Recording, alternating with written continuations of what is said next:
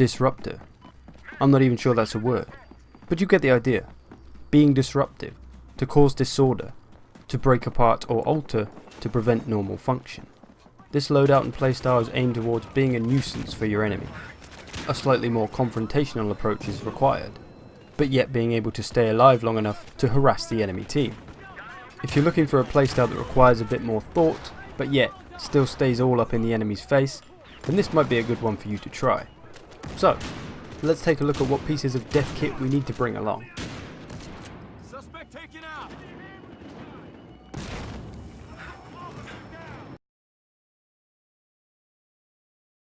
Right, loadout. First thing you're going to have to get used to is looking like a total badass. Once you're okay with that, whip out your shotgun. I personally prefer the stakeout. I think it looks cooler and I prefer the accuracy rather than the damage. Most people prefer the Magnum probably because it has the higher damage, so take whichever one you want. It doesn't matter too much for the playstyle, as long as it's a shotgun to blow people's faces off, it's fine. Attachments don't matter a great deal, so again, take what you want. For a secondary, I'm going for the Desert Eagle because it has the longest range and obviously is hugely powerful and is awesome. For those ranged battles, your shotgun just isn't going to work, so you're going to need something with a bit of range. Desert Eagle. Ballistic Shield. An intricate cog in our disruptive machine.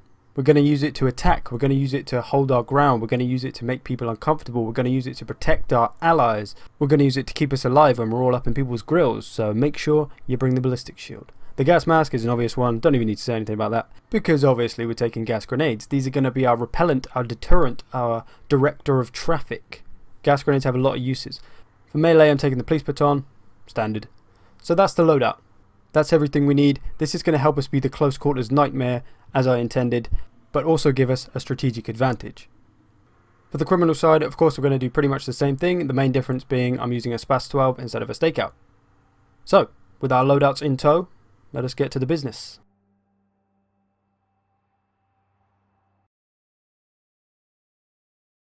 This playstyle is an aggressive one, which involves getting up close and personal with people around the objectives. While I encourage charging into a room, obliterating 3 dudes to then be downed by a 4th, there has to be an element of caution involved, otherwise you're just going to end up dead all the time. Work your way into the room, use your tools to gain advantages on the enemy. There needs to be fearlessness. If you're too afraid to die, this playstyle probably won't work for you. And when we're not looking to ferociously play the objective, if they're all charging down one part of the map, we're going to hold them off. If they're all holed up in a room somewhere, we're going to flush them out. If a certain area is heavily defended, we can create a distraction to draw them away. We can somewhat control the flow of the battle.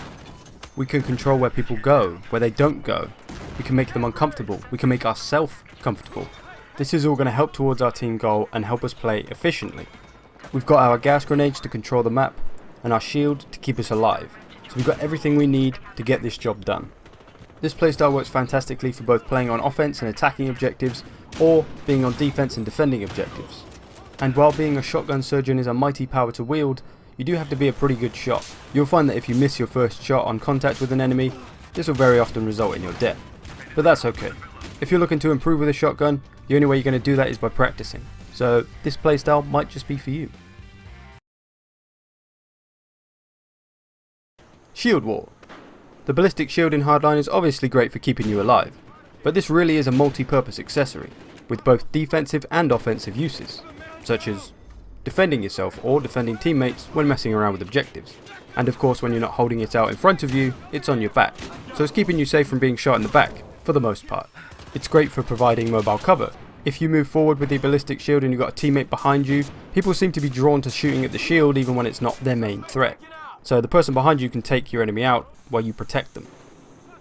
It's very important though when using the Ballistic Shield to crouch, otherwise your feet will be exposed and you'll probably be killed. Now there is a cheeky little trick that you can pull on people. If you're hiding behind your Ballistic Shield, people will start shooting at you, and generally they will throw a grenade after firing a few rounds because they know they can't shoot through the shield. If you can switch to your weapon, like so, before they can get that off, it's going to be an easy kill for you. Because people simply don't expect you to whip out a shotgun. And it's quite funny to watch people try and deal with the Ballistic Shield. Like this guy, he just doesn't know what to do. He keeps shooting it. Do I shoot it? Do I run? Ah, he's even got his own Ballistic Shield and he didn't know what to do. So yeah, that's pretty hilarious. Just chasing people around with a Ballistic Shield and watching them panic. It's always pretty humiliating, which is nice. Now here's another chump. Doesn't quite know what to do. Blast my shield. Goes for the old grenade behind me trick. Doesn't expect me to charge up and smash him in the face now, does he? Consider yourself owned, sir. It's also good practice to try and keep your enemy in the middle of your shield visor, so that they can't shoot round the shield and shoot you in the sides. Another useful way to employ the shield is simply just for buying time.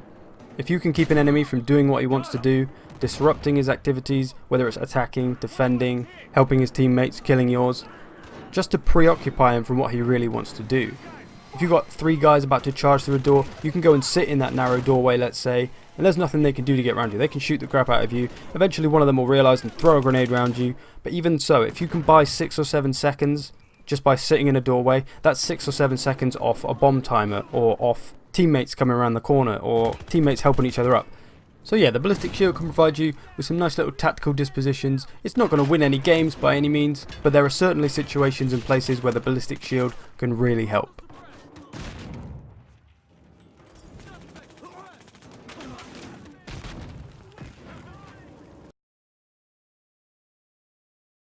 Gas grenades are awesome. Let's start with a few gas grenade facts. They last for about 30 seconds, and besides the obvious effects of them blurring your vision and gradually hurting you, they also act as a damage amplifier, so you take more damage when you've inhaled some of that tasty toxic gas. Now, physical effects aside, gas grenades can be a great strategic piece of equipment. Throwing them in the right place can deter people from going in certain directions or interacting with certain objectives. This gives you slight control over your enemies, dictating where they can and can't go. As an example, the 2 quickest ways to get to the vault here where I am now is this way and away to the left. So I've thrown a gas grenade, no one is going to come that way, no one wants to go near the grenade, they'll avoid it like the plague. The other way is this way, so I can kind of predict where my enemy is going to be because I blocked off one way. It's a simple thought of, I've stopped him going here, so he's going to go here. It allows you to try and anticipate what the enemy is going to do. Or you could simply look for high traffic areas where you know lots of enemies move through, especially at the start of rounds, and just disrupt people's rhythm, stop them doing what they intended to do, block off areas where they like to go, just frustrate people, and that can be nothing but useful. Now of course, if someone's wearing a gas mask, everything I've just said for the past minute or 2 is going to be completely useless because there's no effect on them. So remember that when you block off a doorway or something, someone still could come down there if they're wearing a gas mask, so you're never completely safe. Other useful uses may just include keeping people from objectives, or really good for detection. If someone walks into the cloud and you see a couple of X's come on your screen, you know where someone is because you know where you threw your gas grenades. Throwing them at spawn vehicles, while a bit trolly, is a nice dickhead touch. People will jump out their van and get a nice whiff of that toxic gas and then be susceptible to the damage amplifier, which is only a positive for your team. So get your gas on, give them a go. Definitely some strategy to be had with gas grenades.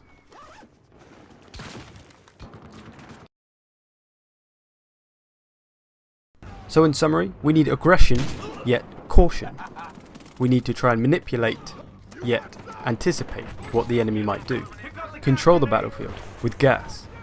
Control your lifespan with the shield. And overall just make life difficult for your enemies. Impose your will. Don't stand for theirs. And overall, work for the achievement of your objective. Use all your tools to your advantage and you'll find this a hella fun way to play. So go get out there and disrupt the crap out of people.